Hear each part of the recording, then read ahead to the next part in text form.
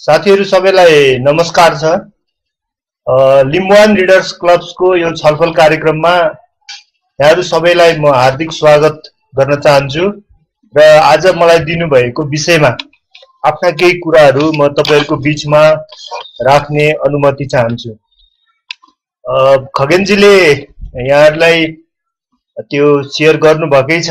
मलाई लाग्छ कि विषयको बारेमा हामी जानकार छौं र आजको हाम्रो विषय भनेको समाजवादको बारेमा, समाजवादका बारेमा हुने विभिन्न बहसहरु हैन, त्यसमा हामी थोरै छलफल गर्नेछौं र राजनीतिक विचारधारा र समाजवादको प्रश्न भन्ने विषयमा केन्द्रित भएर हामी केही कुराहरु तपाईहरुको बीचमा राख्ने प्रयास गर्छु अथवा हामी छलफल गर्नेछौं।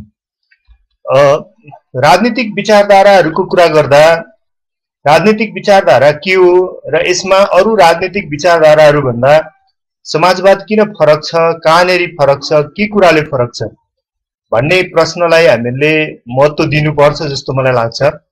र कुनै पनि राजनीतिक विचारधाराका मुख्य 5 वटा अंगहरु हुन्छन्। एउटा अंग त्यसको दर्शन हो, फिलोसफी। दोस्रो अंग त्यसको अर्थशास्त्रीय सोच, इकोनोमिक थट। तेस्रो अंग त्यसको राजनीतिक प्रणाली, पोलिटिकल सिस्टम। चौथो अंग त्यसको समाजशास्त्रीय ढाँचा, सोशियोलोजिकल एनालाइसिस। र पाँचौं अंग भनेको त्यसको सांस्कृतिक जीवन पद्धति, कल्चरल सिस्टम हैन। यो 5 वटा कुराको एउटा सेट लाई नै हामी राजनीतिक विचारधाराहरु भन्दछौं। र राजनीतिक विचारधारामा यी 5 वटा कुराहरु बीच एक अर्काको सम्बन्ध हुनुपर्छ। दर्शन एकातिर छ, अर्थशास्त्रीय सोच अर्कोतिर छ भने त्यो मिल्दैन। राजनीतिक प्रणाली एकातिर छ अनि त्यसको कल्चर अर्कोतिर छ भने त्यसमा संगति हुँदैन। मैले भन्न खोजेको कुरा के हो भने दर्शन, अर्थशास्त्रीय सोच, राजनीतिक प्रणाली, समाजशास्त्रीय बुझाइ अथवा समाजशास्त्रीय ढाँचा र सांस्कृतिक जीवन पद्धतिको एउटा श्रृंखलाबद्ध सोच या सेट लाई नै हामी राजनीतिक विचारधारा भनेर भन्दछौं। यसरी हेर्दाखेरि संसारमा विभिन्न राजनीतिक विचारधाराहरु छन्। त्यसमध्ये समाजवाद एउटा विचारधारा हो। कति विचारधाराहरु छन्, कस्ता कस्ता विचारधाराहरु छन्, तिनीहरुको मुख्य फोकस कहाँनेरि हो भनेर अलिकति थोरै तुलना गर्ने हो भने छोटो समयमा म यहाँहरुलाई जानकारी दिउँ कि मैले अहिलेसम्म गरेको अध्ययनबाट मैले जम्मा 11 वटा राजनीतिक विचारधाराहरु फाइन्डिङ्स पत्ता भनौं एउटा फेला पारेको छु। त्यो भन्दा धेर पनि हुन सक्लान्, तर मुख्य गरिकन राजनीतिक विचारधाराहरु चाहिँ 11 प्रकारको मैले देख्छु। म छोटो भन्छु र त्यसको फोकसहरु पनि भन्न चाहन्छु। पहिलो विचारधारालाई उदारवाद भन्ने गरिन्छ, लिबरलिजम भन्छ अंग्रेजीमा। र यो विचारधाराको मुख्य फोकस भनेको चाहिँ free man and free market, स्वतन्त्र व्यक्ति र स्वतन्त्र बजार भन्ने यो दर्शनको मुख्य सार तत्व हुन्छ। र यो दर्शनलाई आधार मानेर अमेरिका, युरोपको धेरै देशहरू, बेलायत लगायतले आफ्नो राजनीतिक प्रणाली बनाएका छन् जसलाई हामी लिबरल डेमोक्रेसी भन्ने गर्दछौं। यो दर्शनको मुख्य सार तत्व चाहिँ स्वतन्त्रता हो, फ्रीडम हो। दोस्रो विचारधारा हुन्छ संवर्धनवाद या कन्जर्भेटिजम भन्ने। यो चाहिँ यस्तो खालको विचारधारा हो, यसको फोकसमा चाहिँ परम्परागत मूल्य, मान्यता र संस्कृतिहरुको जोड, त्यो पनि अलिकति रूढिवादी धारबाट हैन, जोगाउनु पर्छ भन्ने दृष्टिकोण चाहिँ यसले राख्दछ। हामी जे थियौं ठिकै थियौं, हिजो ठीक थियौं, आज बिग्रिँदै गयौं हैन। क्रान्ति हुनुहुन्थेन, क्रान्तिले सबै चीजहरु बिगार्दै लग्यो भन्ने खालको सोचलाई चाहिँ कन्जर्भेटिजम अथवा संवर्धनवाद भनेर भनिन्छ। तेस्रो विचारधारा हुन्छ कम्युनिजम, साम्यवाद। साम्यवादले चाहिँ सामान्यतया यस्तो समाज व्यवस्थाको कल्पना गर्छ जहाँ चाहिँ राज्य पनि हुँदैन, वर्ग पनि हुँदैन, कुनै प्रकारको असमानता पनि हुँदैन, मुद्रा पनि हुँदैन, बजार पनि हुँदैन, कम्युनहरु हुन्छ। मानिसहरुको सर्टेन संख्याको एउटा कम्युन हुन्छ। त्यो कम्युनहरुको फेडरेसनको रूपमा चाहिँ कम्युनहरुको महासंघ हुन्छ र त्यहाँ चाहिँ मानिसहरु चाहिँ त्यही कम्युनले गरेको व्यवस्था अनुसार बस्छन् र उनीहरुको कुनै निजी सम्पत्ति पनि हुँदैन। त्यस्तो खालको समाज व्यवस्थालाई चाहिँ कम्युनिजम साम्यवाद भनेर भनिन्छ। अर्को एउटा विचारधारा हुन्छ राष्ट्रवाद, नेसनलिजम। राष्ट्रवादले चाहिँ कुनै एउटा राजनीतिक इकाइ या देशलाई गौरवीकरण गर्दछ।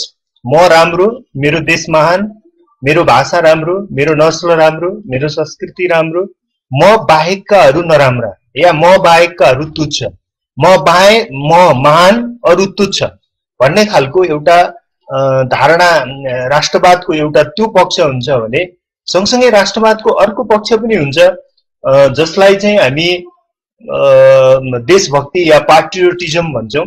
त्यसले चाहिँ अरूलाई नराम्रो पनि भन्दैन तर आफ्नो देशको आफ्नो राजनीतिक इकाइको गौरव पनि गर्दछ हैन। यो दुईटा खालको पाटो चाहिँ राष्ट्रवादको चिन्तनमा सँगसँगै हुन्छ।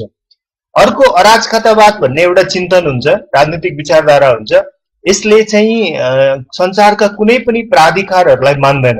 अनार्किजमको मुख्य विशेषता के हो भने प्राधिकारहरूलाई अस्वीकार गर्नु, अर्थात् राज्य सत्तालाई अस्वीकार गर्नु, धार्मिक सत्तालाई अस्वीकार गर्नु, आर्थिक सत्तालाई अस्वीकार गर्नु, प्राकृतिक सत्तालाई चाहिँ स्वीकार गर्नु।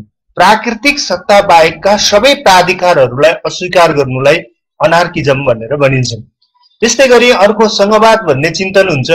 संघवादले चाहिँ मुख्य गरिकन स्वशासन, स्वायत्त शासनको कुरा गर्दछ हैन र साझेदारी शासन, स्वशासन, स्वायत्त शासन र साझेदारी शासनको कुरा गर्ने दर्शन हुन्छ अथवा राजनीतिक विचारधारा हुन्छ।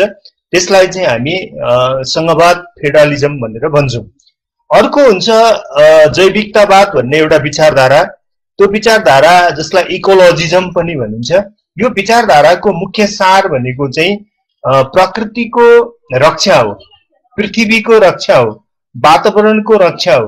अहिले जति पनि मानव समाजमा कमजोरीहरू, खराबीहरू, व्यथितिहरू आइरहेका छन्, यी सबैको सार तत्त्व चाहिँ वातावरण बिग्रिनु हो, पृथ्वी बिग्रिनु हो भन्ने खालको चिन्तन चाहिँ यसले राख्दछ र जैविक विनाश सम्बन्धी प्रश्नहरूलाई, जैविक विविधताहरूको संरक्षणका प्रश्नहरूलाई, वातावरण संरक्षण र प्रदूषण हटाउने प्रश्नहरूलाई यसले मुख्य एजेन्डा बनाउँदछ।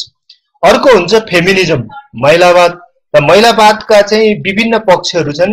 विशेष गरी मानव जातिको एक लिङ्ग महिलाहरूको पोलिटिकल राइट्सको बारेमा यसले वकालत गर्छ या विभिन्न एजेन्डाहरू उठाउँदछ। र त्यसै गरी अर्को एउटा राजनीतिक विचारधारा हुन्छ धार्मिक कट्टरतावाद भन्ने।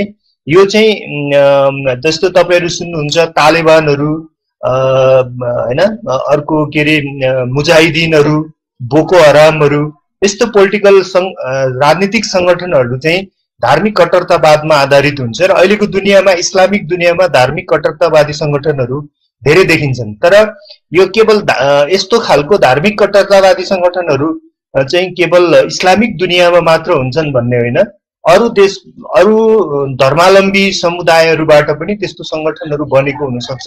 जस्तो कि इन्डियामा शिवसेना भन्ने एउटा संगठन छ, त्यसलाई कतिपय मानिसहरूले हिन्दू तालिबान पनि भन्छन्। त्यो कतिको ठीक हो, बेटीको आफ्नो ठाउँमा छ। यसरी अन्तिम प्रश्न समाजवादलाई मैले अन्तिममा राखेँ र समाजवाद भनेको चाहिँ एउटा यस्तो विचारधारा हो जसले माथिका 10 वटा विचारधाराहरूलाई एउटा क्याटेगोराइजेसन गर्छ। र क्याटेगोराइजेसन गर्दा 3टा वर्गमा, 3टा भागमा वर्गीकरण गर्दछ।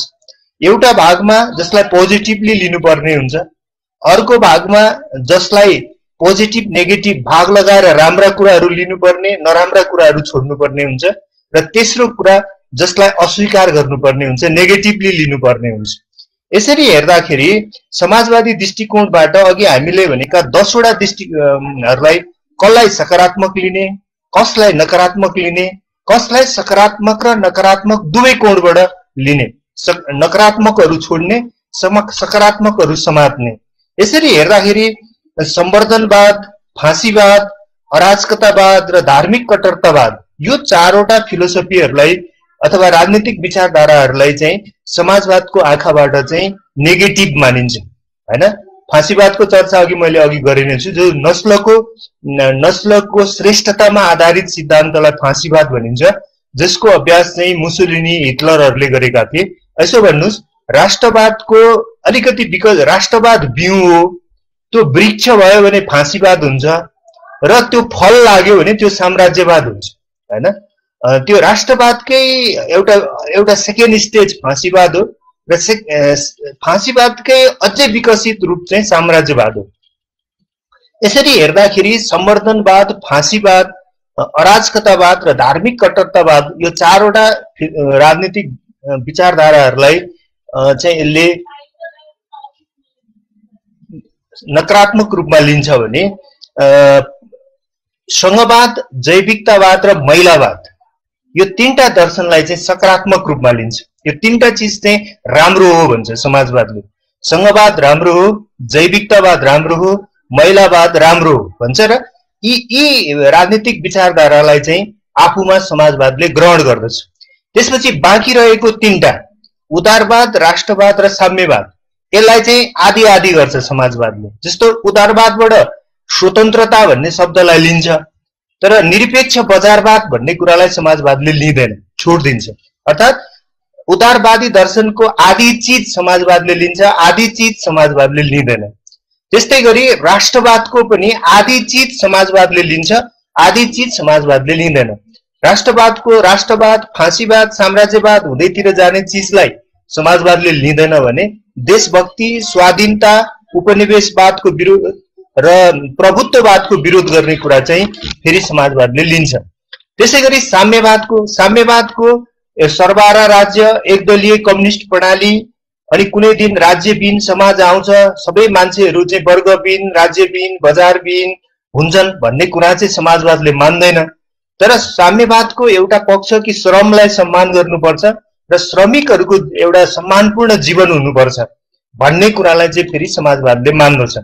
यसरी हेर्दाखेरि समाजवाद भनेको एउटा अघि मैले भनेको 10 वटालाई छोडेर ती सबैको सकारात्मक नकारात्मक पक्षको विश्लेषण गरिकन बनेको एउटा नयाँ राजनीतिक विचारधारा हो र यो नयाँ राजनीतिक विचारधारालाई दुईटा सूत्रमा सजिलो गरी भन्न सकिन्छ।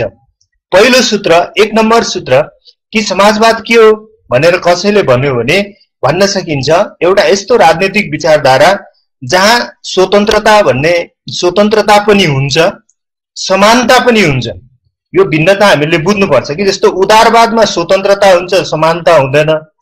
साम्यवादमा समानताको भाव हुन्छ तर स्वतन्त्रता हुँदैन हैन। तर समाजवाद भनेको चाहिँ एउटा विस्तृत विचारधारा हो जहाँ स्वतन्त्रता पनि हुन्छ, समानता पनि हुन्छ, सँगसँगै सम्पन्नता पनि हुन्छ र सँगसँगै न्याय पनि हुन्छ, तर विभेद चाहिँ हुँदैन। अर्थात् गणितको सूत्रमा भन्दाखेरि समानता प्लस स्वतन्त्रता प्लस सम्पन्नता प्लस जस्टिस न्याय माइनस त्यसबाट घटाउनुस् विभेद हैन। विभेदलाई हटाइदिनुस्, त्यसबाट इजिकल टु गरेर जे निस्किन्छ त्यो नै समाजवाद हो। अब विभेद माइनस विभेद, अब यी सबै शब्दको एउटा व्याख्या हुन सक्छ। समानता भन्नाले केलाई भन्ने, स्वतन्त्रता भन्नाले केलाई भन्ने, सम्पन्नता भन्नाले केलाई भन्ने, न्याय भन्नालाई केलाई भन्ने र यी चार शब्दमा के कुराहरू मिल्छन्, के कुराहरू मिल्दैनन् यसको लामो व्याख्या हुन्छ। आज म त्यतातिर गएन। अब यो माइनस विभेद हटाउनु पर्ने विभेद चाहिँ के हो त समाजवादले भन्दा समाजवादले माइनस गर्नुपर्ने चीजहरू विभेदहरू हो र विभेदका पनि विभिन्न रूपहरू हुन्छन्। त्यसको जातीय विभेद, त्यसको भाषिक विभेद, धार्मिक विभेद, सांस्कृतिक विभेद, लैंगिक विभेद, त्यसै गरी तपाईको क्षेत्रीय विभेद हैन, रिजनल डिस्क्रिमिनेसनहरू। यो विभेदको रूपहरू हुन्। यो 4-5 वटा विभेदका मुख्य रूपहरू हुन्। यो विभेदलाई चाहिँ हटाउनु पर्ने हुन्छ। त्यसैले फेरि म एकपल्ट दोहोर्याउन चाहन्छु, समाजवाद भनेको के हो भनेर एकदम छोटो गरी भन्नु पर्यो भने समानता जोड स्वतन्त्रता जोड सम्पन्नता जोड न्याय माइनस विभेद घटाउ विभेद इजिकल टु त्यसबाट प्राप्त हुने परिणाम नै समाजवाद हो। अब समाजवाद र लोकतन्त्रको बीचमा के सम्बन्ध छ, यो एउटा बहस चाहिँ धेरैतिर देखिन्छ। हामीलाई के लाग्छ भने लोकतन्त्र बिना समाजवाद हुन सक्दैन र समाजवाद बिना लोकतन्त्र हुन सक्दैन। लोकतन्त्र समाजवादले मात्रै अपनाउँछ भन्ने कुरा होइन। लोकतन्त्र भनेको एउटा सिस्टम अफ गभर्नमेन्ट, शासन गर्ने एउटा पद्धति सँगसँगै एउटा जीवन, एउटा सोच र संस्कृतिको एउटा समुच्चय हो। त्यहाँ लोकतन्त्र बिना पनि समाजवाद हुन सक्छ भन्ने एउटा चिन्तन पनि संसारमा छ, जसलाई अधिनायकवादी समाजवाद या कम्युनिस्ट समाजवाद भन्ने गरिन्छ, जुन सोभियत संघमा थियो, पूर्वी युरोपमा थियो, अहिले चाइनामा छ, उत्तर कोरियामा छ। त्यो चाहिँ एउटा अथोरिटारियन सोशलिजमको कुरा चाहिँ त्यहाँ हुन्छ।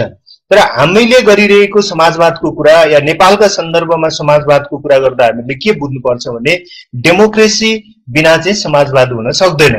समाजवाद बिना डेमोक्रेसीको खास अर्थ पनि हुँदैन हैन, र लोकतन्त्र बिना समाजवाद हुँदैन, समाजवाद बिना लोकतन्त्र सार्थक पनि हुँदैन। यो दुईटै चिजलाई हेर्नुपर्छ। यसरी हेर्दाखेरि के हुन्छ भन्दाखेरि लोकतन्त्र भनेको चाहिँ समाजवादमा जाने बाटो बन्न पुग्छ भने समाजवाद भनेको चाहिँ लोकतन्त्रको अझ विकसित र उन्नत रूप हो भन्ने चाहिँ बन्न पुग्दछ। तर अब लोकतन्त्रलाई चाहिँ कसरी डिफाइन गर्ने र यसलाई समाजवादसँग लोकतन्त्रको सम्बन्धलाई कसरी व्याख्या गर्ने भन्ने अर्को प्रश्न त्यहाँनेरि उठ्छ। र लोकतन्त्रका पनि मुख्य गरिकन चारवटा हामी प्रकारहरू, टाइप्स अफ डेमोक्रेसी, चार प्रकारको लोकतन्त्र हामी चाहिँ देख्छौँ संसारमा।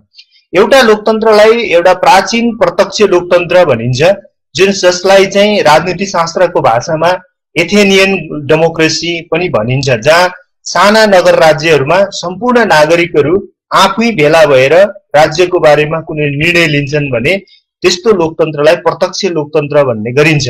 लोकतन्त्रको एउटा रूप भनेको प्रत्यक्ष लोकतन्त्र हो। पछि लोकतन्त्रको अर्को रूप विकसित भयो, जसलाई प्रतिनिधिमूलक लोकतन्त्र, रिप्रेजेन्टेटिभ डेमोक्रेसी भनियो। रिप्रेजेन्टेटिभ डेमोक्रेसी तपाईँ देख्नुहुन्छ बेलायतको, फ्रान्सको या युरोपियन अमेरिकाको, जहाँ चाहिँ जनता र शासकहरूको बीचमा केही बीचका मान्छेहरू हुन्छन्। जनताले आफै प्रत्यक्ष आफ्नो शासन चुनिरहेका हुँदैनन्, प्रतिनिधिहरू मार्फत चाहिँ निर्णय गरिरहेका हुन्छन्। अर्थात् जनताले आफ्नो सार्वभौम सत्ता या सार्वभौम अधिकार चाहिँ आफ्ना प्रतिनिधिहरूमा सारिरहेका हुन्छन् भने त्यसलाई चाहिँ रिप्रेजेन्टेटिभ डेमोक्रेसी, प्रतिनिधिमूलक लोकतन्त्र चाहिँ भनेर भनिन्छ।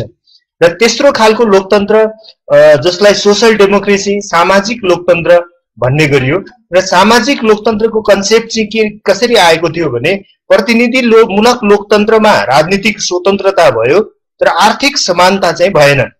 त्यसैले आर्थिक समानता समेत जोडिएको लोकतन्त्र हुनु पर्यो भन्ने दृष्टिकोणबाट सोशल डेमोक्रेसीको कन्सेप्ट, सामाजिक लोकतन्त्रको अवधारणा बनेको थियो भने चौथो प्रकारको लोकतन्त्र, जहाँ लोकतन्त्रका यी माथिका तीनैवटा रूपहरूको समीक्षा गरिकन 21औं शताब्दीको आधुनिक युगमा लोकतन्त्रलाई कहाँनेर रिडिफाइन गर्नुपर्छ, पुनर्परिभाषा गर्नुपर्छ, रिस्ट्रक्चरिङ गर्नुपर्छ, पुनर्संरचना गर्नुपर्छ र नयाँ ढङ्गले लोकतन्त्रका ग्यापहरूलाई पूरा गरेर लोकतन्त्रलाई अझ समृद्ध, सुन्दर र सार्थक बनाउनुपर्छ भन्ने चिन्तनलाई चाहिँ लोकतन्त्रको एउटा नयाँ रूप भनिन्छ, जसलाई चाहिँ सहभागितामूलक लोकतन्त्र या समावेशी लोकतन्त्र चाहिँ भन्ने गरिन्छ। यसरी हेर्दाखेरि लोकतन्त्र पनि चार प्रकारको, प्राचीन प्रत्यक्ष लोकतन्त्र, प्रतिनिधिमूलक लोकतन्त्र, त्यस्तै गरिकन सामाजिक लोकतन्त्र र सहभागितामूलक र समावेशी लोकतन्त्र गरेर लोकतन्त्रका रूपहरूलाई हामी चार भागमा बाँड्न सक्दछौँ। र मलाई के लाग्छ भने आजको समाजवादी चिन्तनले चौथो प्रकारको लोकतन्त्र, सहभागितामूलक लोकतन्त्र, समावेशी लोकतन्त्रलाई चाहिँ आफ्नो राजनीतिक प्रणाली बनाउनु पर्छ भन्ने चाहिँ लाग्दछ। यसरी हेर्दाखेरि समाजवादका पाँचवटा, जसरी एउटा राजनीतिक दर्शनमा पाँचवटा आयामहरू मिलेको हुनुपर्छ भनेर मैले भनेको थिएँ। एउटा राजनीतिक दर्शन, अर्को तपाईको अर्थशास्त्रीय ढाँचा, अर्को राजनीतिक प्रणाली, अर्को सामाजिक विश्लेषण र अर्को चाहिँ तपाईको सांस्कृतिक एउटा परिकल्पना, सांस्कृतिक, त्यो पाँच चिज मिलेको हुनुपर्छ भन्ने थिए। त्यो आधारबाट म एकपल्ट अब समाजवादलाई हेर्न खोज्छु। पहिलो समाजवादको दर्शन के हो त, फिलोसोफी के हो त सोशलिजमको भने यसले सृष्टिमा भएका दुई विपरीत तत्त्वहरू बीच जहिले पनि गतिशील सन्तुलनको कल्पना गर्दछ। डाइनामिक ब्यालेन्स भन्ने एउटा शब्द हुन्छ अंग्रेजीमा, जस्तो निजी कि सामूहिक भन्ने कहिलेकाहीँ बहस तपाईहरुले सुन्नुहुन्छ। यदि साम्यवादीहरूले बहस गर्नु पर्यो भने उनीहरूले सामूहिक भन्ने बहस गर्छन् भने यो उदारवादीहरूले बहस गर्नु पर्यो भने उनीहरूले निजी चिजलाई जोड दिनुपर्छ भन्ने खालको बहस गर्छन्। त्यसैले निजी र सामूहिक दुई पोलिटिकल क्याटेगोरीहरू अथवा फिलोसोफिकल क्याटेगोरीहरू जुन देखिन्छ, त्यस्तै गरी थुप्रै अरू क्याटेगोरीहरू बन्न सक्छ। जस्तो श्रम मुख्य हो कि पुँजी मुख्य हो भन्ने बहस हुन सक्छ। त्यस्तै गरिकन के अरे स्वशासन ठुलो हो कि संयुक्त शासन ठुलो हो भन्ने बहस हुन सक्छ। त्यसै गरिकन बजार ठुलो हो कि राज्य ठुलो हो भन्ने बहस हुन सक्छ। त्यसै गरी यस्ता खालका विभिन्न बहस दुई पाटा देखाउने बहसहरू हुन्छन्। त्यसमध्ये अरू दर्शनहरूले कुनै एउटा पाटोलाई पकड्छ भने समाजवादले चाहिँ ती दुई विपरीत तत्त्वहरू बीच एक किसिमको गतिशील सन्तुलनको कल्पना गर्छ, जसलाई डाइनामिक ब्यालेन्स भनिन्छ। डाइनामिक पनि र ब्यालेन्स पनि त्यसलाई किन भनेको, डाइनामिक भनेको के हो भने नलड्ने एकै ठाउँमा नबस्ने, कि संसार गतिमा छ भने त्यो कि अगाडि हिँड्नुपर्छ कि त्यो दायाँ हिँड्नुपर्छ कि त्यो बायाँ हिँड्नुपर्छ कि त्यो पछाडि हिँड्नुपर्छ। कुनै पनि चिज, कुनै पनि अस्तित्व, कुनै पनि समाज, कुनै पनि राजनीतिक प्रणाली, कुनै पनि अर्थतन्त्र कुनै एउटा बिन्दुमा उभिन सक्दैन भने केमा हुन्छ, त्यो गतिमा हुन्छ। यदि त्यो गतिमा भएको चिजलाई तपाईले अगाडि लान सक्नु भएन भने त्यो पछाडि फर्किन्छ, या दायाँ लाग्छ या बायाँ लाग्छ, हैन? त्यसो भएको हुनाले एउटा त्यो के हो भने फरक चिजहरू बीचको गतिशील सन्तुलन एउटा समाजवादको कुरा हो। त्यसो भएको हुनाले समाजवादले निजुत्व र सामूहिकता, पुँजी र श्रम, बजार र राज्य मध्ये कुनै एउटाको पक्ष पोषण गर्दैन, जुन अरू दर्शनले गर्छ। साम्यवादले गर्छ, उदारवादले गर्छ, ती दुईटा मध्ये एउटा कुन हो भन्छ। तर समाजवादले चाहिँ त्यो भन्दैन। समाजवादले चाहिँ के भन्छ भने यी दुई फरक चिजहरू बीच सन्तुलन मिलेन र त्यो सन्तुलन पनि कता जाने खालको हुनु पर्यो त अगाडि जाने खालको हुनु पर्यो। गति पनि हुनु पर्यो, सन्तुलन पनि हुनु पर्यो र त्यो गतिले, त्यो सन्तुलनले हिँडाएर त्यसलाई अगाडितिर लानु पर्यो, फ्रन्टतिर लानु पर्यो। ब्याक पछाडितिर पनि होइन, राइट दायाँतिर पनि होइन, लेफ्ट देब्रेतिर पनि होइन। त्यो गति कतातिर लक्षित हुनु पर्यो त भन्दा गति अगाडितिर लक्षित हुनु पर्यो, प्रगतितिर लक्षित हुनु पर्यो, समृद्धितिर लक्षित हुनु पर्यो, विकासतिर लक्षित हुनु पर्यो, समानतातिर लक्षित हुनु पर्यो, न्यायतिर लक्षित हुनु पर्यो, स्वतन्त्रतातिर लक्षित हुनु पर्यो। त्यतातिर त्यो लक्षित छ भने त्यो बाटो ठिक छ, त्यो दिशा ठिक छ भन्ने चाहिँ समाजवादले ठान्दछ। त्यसैले समाजवादको दर्शनको मुख्य पाटो के हो भने यसले विपरीत प्रवर्गहरू बीच गतिशील सन्तुलनको माग गर्दछ। एक, अब अर्थशास्त्रीय दृष्टिकोणबाट, इकोनोमिक मोडलको दृष्टिकोणबाट चाहिँ समाजवाद कस्तो हुन्छ त भन्दा इकोनोमिक मोडलको दृष्टिकोणबाट चाहिँ समाजवादले मुख्य चारवटा अर्थतन्त्रका क्षेत्रहरू छुट्याउँछ। एउटा निजी, अर्को राजकीय या सरकारी, अर्को सहकारी या कोअपरेटिभ र अर्को सामुदायिक कम्युनिटी बेस्ड ओनरसिप। यो अर्थतन्त्रलाई समाजवादले यी चारवटा मध्ये कुन अर्थतन्त्रको ढाँचा कोसँग हुनुपर्ने हो या कसले सञ्चालन गर्नुपर्ने हो भनेर निर्णय गर्दछ। तर अरू साम्यवादी मुलुकहरूमा, पुँजीवादी मुलुकहरूमा यो क्ल्यारिटी हुँदैन। साम्यवादी मुलुकहरूले सबै चिज राज्यले गर्नुपर्छ भन्ने खालको दृष्टिकोण राख्छन्, सबै कुराको राष्ट्रियकरण गर्नुपर्छ, उत्पादन साधनहरूको राष्ट्रियकरण गर्नुपर्छ भन्ने सोच राख्छन्। भने पुँजीवादी या बजारवादी राज्यहरूमा चाहिँ सबै चिजहरूलाई चाहिँ बजारको नियन्त्रणमा छोडिएको हुन्छ। भने समाजवादले चाहिँ जस्तो निजी के हुन सक्छ, सरकारी के हुन सक्छ, सहकारी के हुन सक्छ र चाहिँ तपाईको के भन्दाखेरि सामुदायिक के हुन सक्छ। जस्तो वनहरू सामुदायिक हुन सक्छ, सामुदायिक अध्ययन केन्द्रहरू सामुदायिक हुन सक्छ, खोलाको बगरमा बनाइने पार्कहरू सामुदायिक स्वामित्वमा हुन सक्छ, हैन? खेलकुद मैदानहरू सामुदायिक हुन सक्छन्। यस्ता कयौं चिजहरू सामुदायिक स्वामित्वमा चाहिँ उसले राख्दछ। पूजा आजा गर्ने, आफ्ना धर्म परम्पराहरू मान्ने मन्दिरहरूको व्यवस्थापन सामुदायिक हुन सक्छ।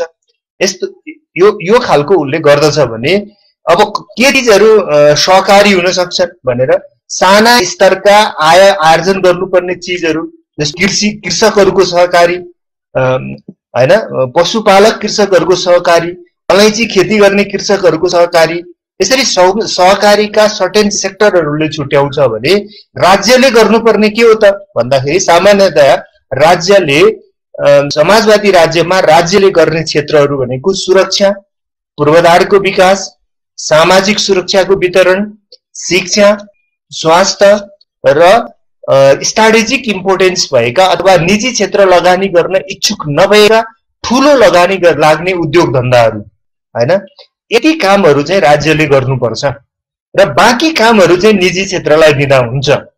जस्तो होटल व्यवसाय गरेर निजी क्षेत्रलाई दिँदा हुन्छ, बस कुदाउँदा निजी क्षेत्रलाई दिँदा हुन्छ हैन।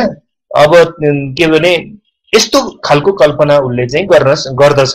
तर रोड बनाउने काम निजी क्षेत्रको हुँदैन, स्कुल चलाउने काम निजी क्षेत्रको हुँदैन, हस्पिटल चलाउने काम निजी क्षेत्रको हुँदैन। समाजवादी राज्यमा यी चीजहरू अघि मैले भनेका मुख्य 7 वटा चीजहरू चाहिँ राज्यमा हुन्छन् र अर्थतन्त्रका बाँकी क्षेत्रहरू जुन राज्यले लिएर समुदायलाई दिएर र सहकारीले सञ्चालन गरेर बाँकी रहेका क्षेत्रहरू चाहिँ आइडेन्टिफाई गरेर यो यो यो तिमी चलाउन सक्छौ भनेर निजी क्षेत्रलाई चाहिँ दिएको हुन्छ।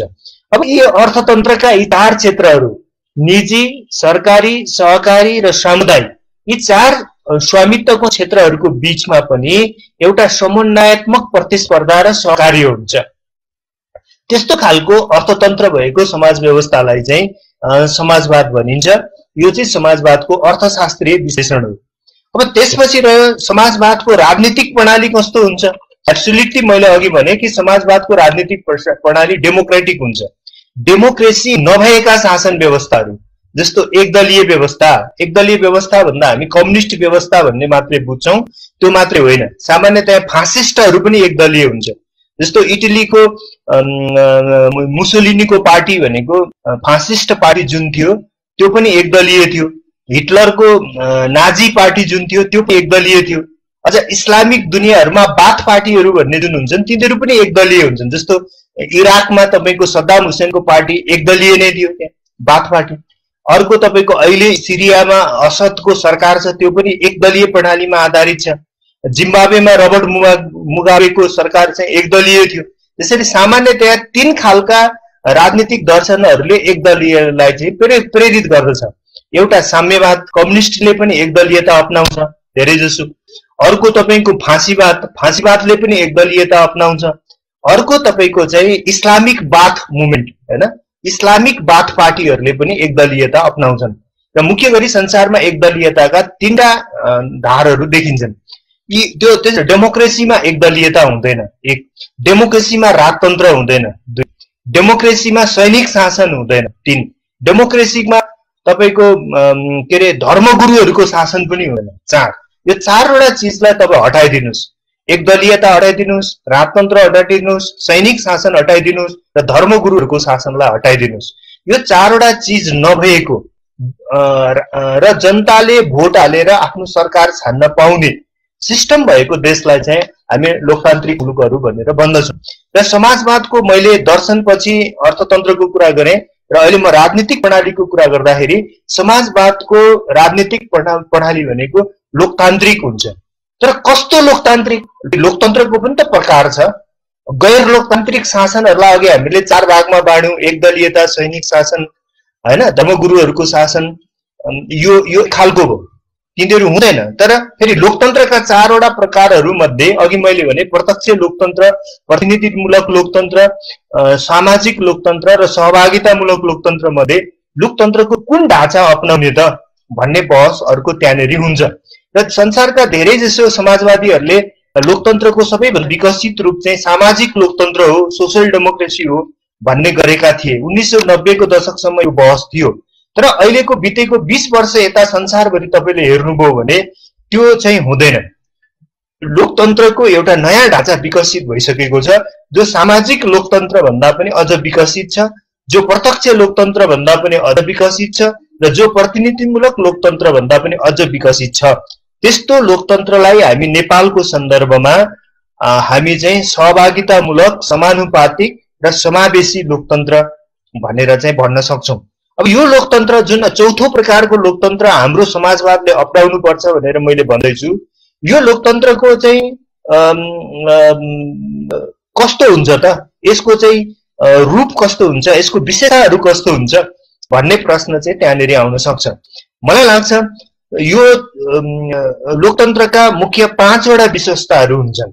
एउटा, यो लोकतन्त्र प्रत्यक्ष सहभागितामूलक हुन्छ, अर्थात् हरेक नागरिकले आफ्नो राष्ट्रका महत्त्वपूर्ण निर्णयहरूमा आफ्नै भोटद्वारा निर्णय गर्न पाउँछन्। जस्तो आफ्नो शासक आफै छान्न पाउँछन्, जनमत संग्रह मार्फत राष्ट्रिय मुद्दाहरूमा के ठीक भनेर राष्ट्रिय महत्त्वको विषयमा निर्णय गर्न पाउँछन्।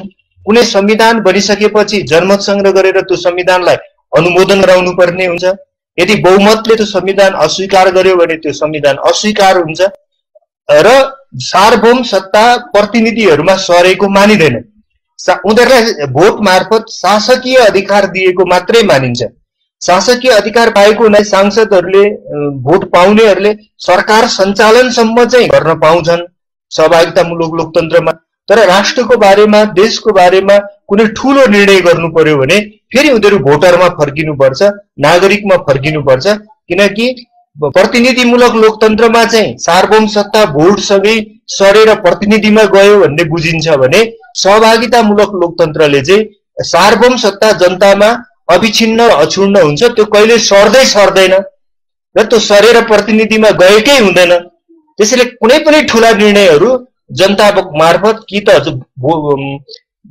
जनमत संग्रह मार्फत कि त कुनै त्यस्तो खालको अर्को कुनै प्रक्रियाबाट हल हुनु पर्दछ भन्ने खालको चाहिँ माग गर्दछ। त्यसैले एउटा यो नयाँ प्रकारको लोकतन्त्रको एउटा विशेषता भनेको प्रत्यक्ष वा सहभागितामूलक विधि हो, हैन, एक नम्बर। दोस्रो, यो लोकतन्त्रको अर्को विशेषता भनेको संघात्मकता हो, संघात्मक लोकतन्त्र हो। अर्थात् यो लोकतन्त्रले हामीले भन्छौँ संघात्मक भन्ने बित्तिकै यहाँहरूले बुझ्नुहुन्छ कि स्वशासन, स्वायत्त शासन र साझेदारी शासनको कम्बाइन्ड फर्म हो यो भनेको, हैन। र सामुदायिक शासन पनि, चारवटा एलिमेन्ट तपाईँ यसमा जोड्नुहुन्छ। स्वशासन, साझेदारी शासन, संयुक्त स्वशासन, स्वायत्त शासन, साझेदारी शासन र सामुदायिक शासन, यो चारवटा शासन प्रणालीहरूको एउटा विशिष्ट संयोजनलाई संघात्मक शासन भनिन्छ, हैन। र यो लोकतन्त्रको अर्को क्यारेक्टर के हो भने यो संघात्मक हुनुपर्छ। एक, सहभागितामूलक हुनुपर्छ, दुई, संघात्मक हुनुपर्छ, तीन, समानुपातिक हुनुपर्छ। प्रोपोर्सनल सिस्टममा यसको समानुपातिक हुनुपर्छ भन्ने बित्तिकै के हो त भन्दा यसको दुवै प्रकृतिको समानुपातिक, राजनीतिक दलको दृष्टिकोणबाट पनि समानुपातिक, सामाजिक संरचनाको दृष्टिकोणबाट पनि समानुपातिक, हैन। जातीय संरचना, भाषिक संरचनाहरूको दृष्टिकोणबाट पनि समानुपातिक, राजनीतिक विचारधाराको दृष्टिकोणबाट पनि समानुपातिक। यस्तो खालको निर्वाचन प्रणाली चाहिँ त्यहाँ हुनुपर्छ भन्ने मानिन्छ भने अर्को चाहिँ इन्क्लुसिभ भनेको समावेशी हुनु पर्यो यो लोकतन्त्र। समावेशी लोकतन्त्र भन्न र समानुपातिक लोकतन्त्रमा हुन त समानुपातिक भनिसकेपछि समावेशी पनि पर्छ, तर कहिलेकाहीँ त्यसले खास बिन्दुहरूमा अझै फोकस गर्नु पर्यो भने हामी समावेशी शब्द चाहिँ प्रयोग गर्दछौँ, जसले गर्दाखेरि खालि लेजिस्लेटिभ प्रोसेसमा मात्र होइन कि कार्यकारी प्रक्रियाहरूमा पनि राज्यको विविधता, समाजको विविधता झल्कन सकोस् भन्ने कुरालाई चाहिँ यसमा चाहिँ ध्यान दिइन्छ। जस्तो कर्मचारी तन्त्रमा आरक्षणको कुरा, हैन, त्यो समावेशिताको एउटा तरिका हो। त्यस्तै गरी सरकार सञ्चालन गर्दाखेरि विभिन्न नियुक्तिहरूमा गरिने विभिन्न पक्षहरूलाई, समाजका विभिन्न पक्षहरूलाई लिइने कुरा, त्यो पनि समावेशिताको कुरा भयो। यो भयो भने र पाँचौं एलिमेन्ट्स भनेको चाहिँ सुशासित लोकतन्त्र हो। सुशासित लोकतन्त्र भनेको चाहिँ यसले ट्रान्सपरेन्सी र इकोनोमिक क्लारिटीको माग गर्दछ। जस्तो कुनै राजनीतिक दल चुनाव लड्दैछ, कहाँको पैसाले लड्दैछ, कुनै उम्मेदवारले करोडौं खर्च गर्दैछ, कहाँबाट पैसा ल्याएर गर्दैछ, कुनै पार्टीले केन्द्रीय कार्यालय खोलेको छ र त्यहाँ केन्द्रीय कार्यालयको भाडा 2-3 लाख महिनाको लाग्छ, कहाँको पैसाले गर्दैछ भन्दाखेरि त्यो सुशासित लोकतन्त्रको अर्को पाटो के हो भने राजनीतिक कस्ट, पोलिटिकल कस्ट अथवा राजनीतिक लोकतन्त्रको जुन आर्थिक पक्ष हुन्छ, लोकतन्त्रको आर्थिक पक्ष पनि पारदर्शी र चाहिँ तपाईको के भने वैध आम्दानीमा आधारित हुनुपर्छ भन्ने खालको दृष्टिकोणलाई चाहिँ सुशासित लोकतन्त्र भनिन्छ। यसरी हेर्दाखेरि आधुनिक समाजवादले ग्रहण गर्नुपर्ने लोकतान्त्रिक प्रणालीका मुख्य 5वटा आयामहरू हुन्छन्। एउटा सहभागितामूलक लोकतन्त्र, अर्को संघात्मक लोकतन्त्र, अर्को समावेशी लोकतन्त्र, अर्को समानुपातिक लोकतन्त्र र अर्को सुशासित लोकतन्त्र। यो 5वटा आयाम सहितको लोकतन्त्र र समाजवादले अवलम्बन गर्नुपर्ने राजनीतिक प्रणाली हो भन्ने म तपाईहरुको बीचमा राख्न चाहन्छु। अब जाउँ हामी तेस्रो पाटो, जसलाई हामी समाजवादको सामाजिक विश्लेषण सोसियोलोजिकल एनालाइसिस भनेर भन्छौं। अब यस पाटोबाट हेर्दा चाहिँ के गरिन्छ भने यो हरेक देशको फरक हुन्छ। यो अमेरिकाको सामाजिक विश्लेषण फरक होला, नेपालको फरक होला, आफ्नो आफ्नो देशको सन्दर्भमा यसलाई हेर्ने इन्डिकेटर्सहरु चाहिँ युनिभर्सल हुन सक्छन्, तर यसको निष्कर्ष चाहिँ आफ्नो आफ्नो देशको फरक हुन्छ। जस्तो नेपाल कस्तो देश हो भन्दाखेरि हामी जस्तो बेलायत कस्तो देश हो भन्दा एउटा निष्कर्ष आउला, जर्मनी कस्तो देश हो भन्दा एउटा निष्कर्ष आउँला, चाइना कस्तो देश हो भन्दा एउटा निष्कर्ष आउला, नेपाल कस्तो देश हो भन्दा अर्को निष्कर्ष आउला। जस्तो समाजवादको सोसियोलोजिकल एनालाइसिस हैन को दृष्टिकोणबाट नेपाललाई हामी हेर्ने हो भने नेपालको बारेमा हामी के भन्छौं भने यो बहुभाषिक, बहुजातीय, बहुधार्मिक अथवा नेशनलिज्म, कहिलेकाहीँ यो बहस हुन्छ कि राष्ट्रवाद कि बहुराष्ट्रवाद भन्ने बहस तपाईहरुले सुन्नुभएकै छ। यसमा आकर्षित हुन्छ र हाम्रो नेपाल भनेको चाहिँ भाषिक हिसाबले पनि करिब 125 र जातीय हिसाबले पनि करिब 125 समुदायहरू या संख्या भएको देश हो। त्यसो भएको हुनाले यसको समाजशास्त्रीय विश्लेषण के हो त भन्दा यो प्लुरिनेशनल हुन्छ। यो नेशनल स्टेट भन्ने जुन कन्सेप्ट हो त्यो पनि हुँदैन र जुन स्टेट नेसन राष्ट्रिय राज्यको अवधारणा या राज्य राष्ट्रको अवधारणा, यो दुईटै चीज चाहिँ नेपालको समाजशास्त्रीय विश्लेषण चाहिँ होइन।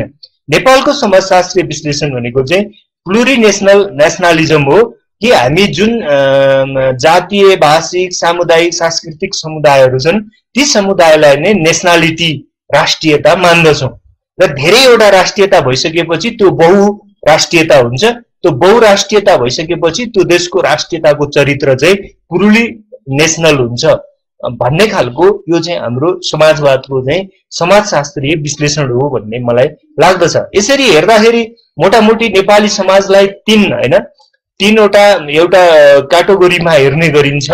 एउटा मंगोल मूलका जनजातिहरू हैन, यो एउटा मेजर क्याटेगोरी हो नेपालको। त्यसैगरी खस आर्यहरू अर्को मेजर क्याटेगोरी हो भने थारू मधेसीहरू अर्को मेजर क्याटेगोरी हो। र नेपाली समाजको सोसियोलोजिकल एनालाइसिस गर्दा तीन मुख्य समुदायहरू, यद्यपि ती तीन भित्र पनि उपराष्ट्रियताहरू छन्।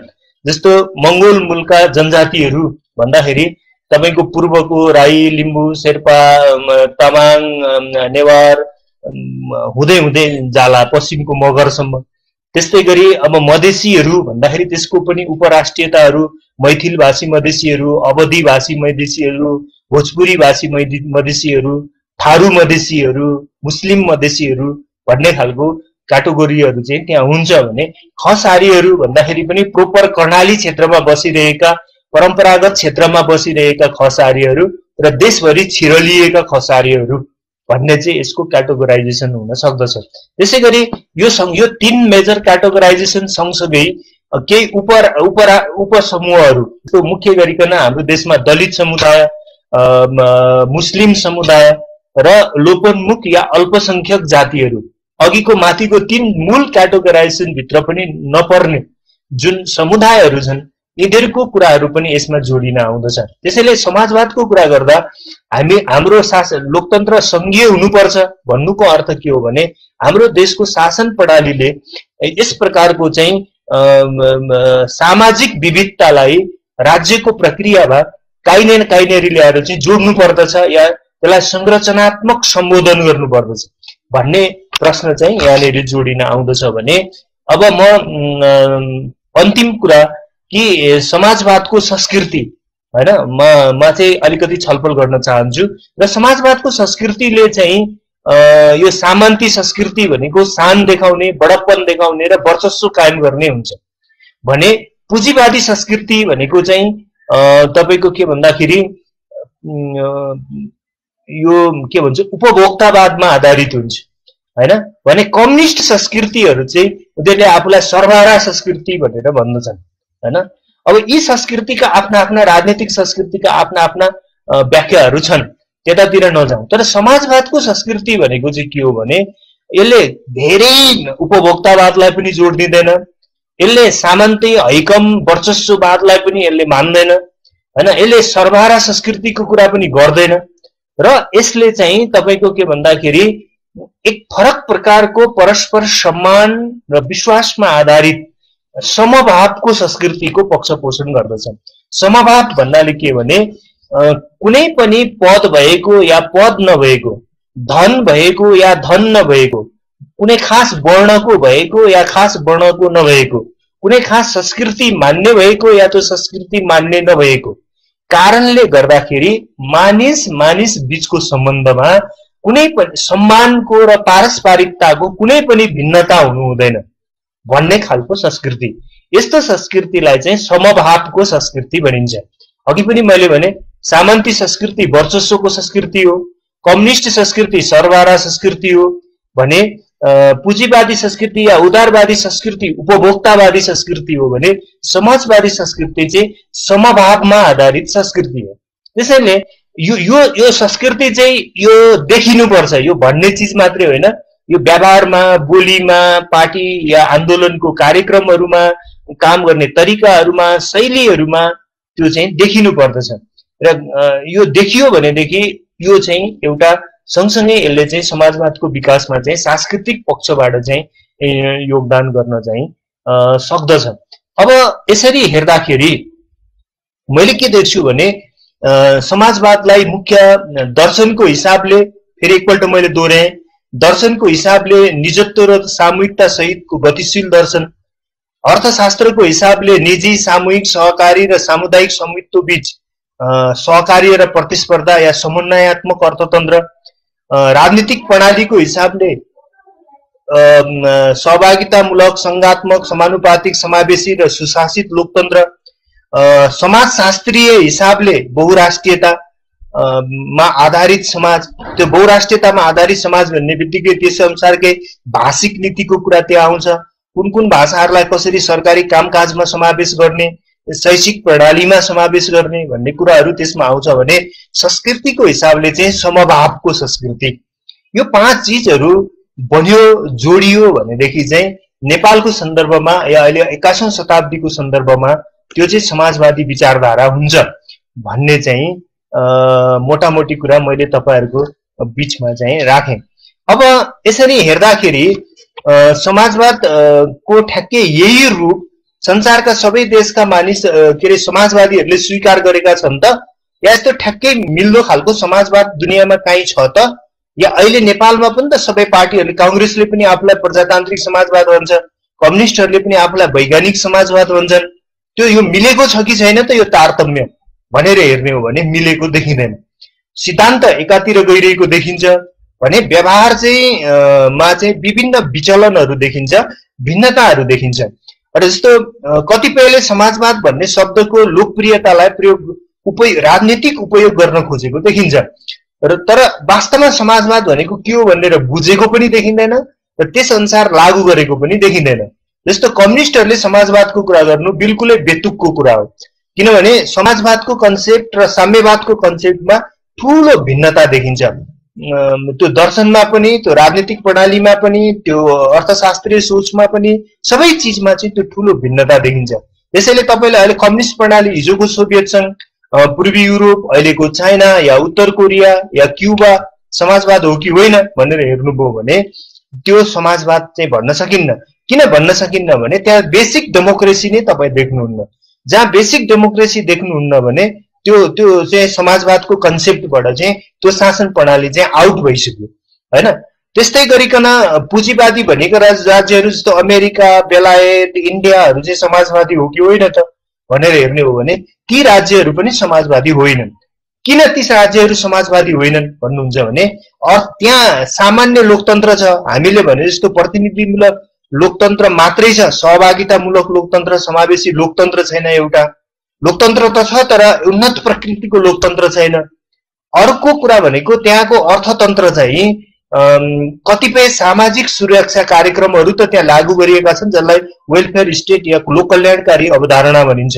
लोक कल्याणकारी अवधारणा अनुसार केही गरिबहरूलाई प्याकेज दिने, केही सामाजिक सुरक्षा कार्यक्रमहरू लागू गर्ने, जस्तो नेपालमा वृद्ध भत्ता छ।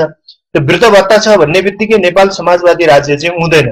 त्यो चाहिँ समाजवादको एउटा, अघि मैले 5-7 वटा कुराहरू भनेको थिएँ, सुरक्षा, पूर्वाधार, सामाजिक सुरक्षा, शिक्षा, स्वास्थ्य र रणनीतिक क्षेत्रका लगानीहरू, यसमध्येको एउटा सानो भाग मात्रै हो त्यो, हैन। ती राज्यहरू जस्तो अमेरिका, बेलायत या इन्डिया जस्ता देशहरूमा सामाजिक सुरक्षाहरू हुन्छन्, तर ती सामाजिक सुरक्षाहरू चाहिँ थोरै हुन्छन्, सीमित प्रकृतिका हुन्छन्। त्यहाँ एउटा डिफाइन खालको अर्थतन्त्रको सेक्टर चाहिँ छुट्याइएको हुँदैन। त्यसैले ती राज्यहरू पनि समाजवादी होइनन्। त्यस्तै गरी नेपालमा कांग्रेस र कम्युनिस्ट दुई ठूला पार्टीहरू छन्। विश्वको सन्दर्भमा एउटा कुरा होला, नेपालको सन्दर्भमा चाहिँ के हो त, यी समाजवादी पार्टीहरू हुन् भन्दा नेपालमा कांग्रेस पनि समाजवादी पार्टी होइन र अहिलेको नेकपा पनि समाजवादी पार्टी चाहिँ होइन। यिनीहरूले यो समाजवाद भन्ने शब्दको लोकप्रियतालाई राजनीतिक दोहन गर्न र जनतामा भ्रम छर्न चाहिँ आफूलाई समाजवादी भन्छन्, तर समाजवादको जुन परिभाषा हो त्यो परिभाषा अनुसार यिनीहरू समाजवादी होइनन्। किन समाजवादी होइनन् भनेर भन्नुहुन्छ भने, एक त यिनीहरूको राजनीतिक दर्शन नै अघि हामीले भने जस्तो छैन, दोस्रो यिनीहरूको राजनीतिक प्रणाली पनि हामीले अघि भनिरहे जस्तो छैन, तेस्रो यिनीहरूले चलाइरहेको अर्थतन्त्र, जस्तो कांग्रेसले 46 सालपछि नेपालमा निजीकरणको प्रक्रिया सुरु गर्यो, शिक्षा, स्वास्थ्य लगायत सबै चिजको चाहिँ व्यापारीकरण गर्यो, हैन। राज्यका कतिपय महत्त्वपूर्ण उद्योग धन्दाहरू बेच्यो, निजीकरण गर्यो, तर त्यो सबै चिज चाहिँ समाजवादको विशेषता होइन। आज तपाईँ शिक्षामा, स्वास्थ्यमा जुन निजी क्षेत्र र सरकारी क्षेत्रको जुन भास्ट डिफरेन्सेसहरू देख्नुहुन्छ, त्यो समाजवाद होइन। त्यस्तै गरी कम्युनिस्टहरूले चाहिँ त्यो चिजमा के सुधार ल्याए त भनेर हेर्नुभयो भने तपाईँ केही पनि सुधार देख्नुहुन्न। 46 सालदेखि 76 सालसम्म आइपुग्दा करिब 3 दशक 30 वर्ष हामी कांग्रेस र कम्युनिस्टहरूको आलो पालो शासनभित्र छौँ। र यो आलो पालो शासनमा यिनीहरूको राजनीतिक प्रणालीमा के भिन्नता छ? केही पनि भिन्नता छैन। यिनीहरूको आर्थिक नीतिमा के भिन्नता छ? केही पनि भिन्नता छैन। यिनीहरूको समाजशास्त्रीय विश्लेषणमा के भिन्नता छ? केही पनि भिन्नता छैन। यिनीहरूको संस्कृतिमा के भिन्नता छ? केही पनि भिन्नता छैन। भने डिफरेन्सेस चाहिँ कहाँनेरि छ त? मतलब डिफरेन्सेस कहीँनेर पनि छैन। यिनीहरूको पृष्ठभूमि फरक भयो। कांग्रेस एउटा लिबरल धारबाट आएको पार्टी भयो, कम्युनिस्टहरू हिजोको साम्यवादी धार, मार्क्सवादी लेनिनवादी धार, एक दलीय धारबाट आएको पार्टी भयो। हिस्ट्रीको डिफरेन्सेस भयो, इतिहासको डिफरेन्सेस भयो, पृष्ठभूमिको डिफरेन्सेस भयो। अहिले सरल उदाहरणमा भन्नुहुन्छ भने, एउटा गाउँमा एउटा बाटो छ, बाटोको एकापट्टि एउटा घर छ, अर्कोपट्टि अर्को घर छ। एउटा साथी बाटोको एक साइडको घरबाट डगरमा आयो, बाटोमा आयो, अर्को मान्छे अर्कोपट्टिको साइडबाट डगरमा आयो। यिनीहरू सँगसँगै हातेमालो गरेर बाटो चाहिँ एउटैमा हिँडे भने जस्तो कांग्रेस र कम्युनिस्टहरू दुई साइडबाट एउटै बाटोमा आए र हातोमालो गरेर सँगै हिँड्न थाले। र यिनीहरूले संस्थागत गरेको अहिलेको अर्थतन्त्र र राजनीतिक प्रणाली भनेको चाहिँ अघि हामीले विश्लेषण गरेको परम्परागत लोकतन्त्र, जसलाई हामी रिप्रेजेन्टेटिभ डेमोक्रेसी, प्रतिनिधिमूलक लोकतन्त्र, अनि खुला बजार नीति र सामाजिक विविधताप्रतिको अस्वीकृति, जुन समाजवादको व्याख्या गर्दा मैले स्वतन्त्रता, समानता, सम्पन्नता, न्याय माइनस विभेद भनेको थिएँ, त्यो माइनस विभेद भन्ने चिजलाई चाहिँ कायमै राख्ने, प्लस नै बनाउने त्यसलाई, हैन। यो खालको उनीहरूको नीतिले गर्दाखेरि कांग्रेस र कम्युनिस्ट दुईटै पार्टीहरूलाई नेपालको सन्दर्भमा चाहिँ समाजवादी पार्टी चाहिँ मान्न सकिँदैन। म चाहिँ मान्दिनँ, हैन। उनीहरूले व्यवहारबाट भोलि पुष्टि गरेछन् भनेर मानौँला, तर अहिलेसम्मको इक्जाम्पलमा चाहिँ उनीहरूलाई समाजवादी पार्टी चाहिँ मान्न चाहिँ सकिँदैन।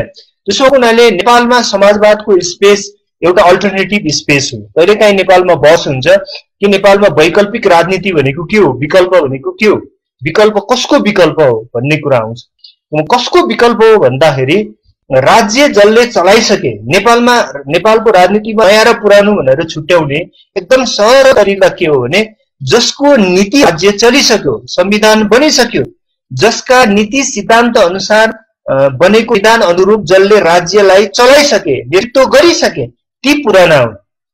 त्यो स्ट्यान्डर्डमा हेर्ने हो, व्यक्ति हेर्ने होइन। त्यसरी को पुराना हुन् भन्दा राज्य करिब समयसम्म राणा शाह र पञ्चहरूले चलाए, त्यो कन्जर्भेटिभ थटबाट आएका थिए र उनीहरू पुरानो। त्यसपछि पछिल्लो 30 वर्षको समय कांग्रेस र कम्युनिस्टहरूले आलो पालो चलाए सायद हिसाब गर्ने हो भने 15 वर्ष पनि पुग्न सक्छ यिनीहरूको शासन हैन टाइम हिसाब गर्ने हो भने यिनीहरूको पनि त अहिले जस्तो अहिलेको यिनीहरूको एउटै हुन्छ अहिलेको अर्थतन्त्रप्रति यिनीहरूको एउटै दृष्टि अहिलेको सामाजिक व्यवस्थाप्रति यिनीहरूको एउटै कोण छ भनेपछि यिनीहरू त संस्थापक विचार संस्थापक पार्टी त बनिसके यिनीहरूको नीतिअनुसार पनि राज्य चलिसक्यो भनेपछि कांग्रेस र कम्युनिस्टहरू पनि पुराना शक्तिहरू हुन् यसरी हेर्दाखेरि राप्रपाहरू नेपालका पुराना शक्तिहरू हुन् भने बाँकी सबै न त्यसभन्दा बाहिरका सबै नयाँहरू हुन् र त्यसभन्दा बाहिरका सबै मिलेर एउटा सोशलिस्ट अल्टरनेटिभ्स चाहिँ दिन जरुरी छ अब अल्टरनेटिभ्स दिने भन्नाले वैकल्पिक राजनीति कहाँ समाजवादी हुन्छ समाजवाद भनेको एउटा भिन्नै विचारधारा हो वैकल्पिक राजनीति भनेको आफैमा एउटै विचारधारा हो भन्ने खालको कुरा पनि कतिपयले गरेको सुनिन्छ त्यो चाहिँ ठिक कुरा होइन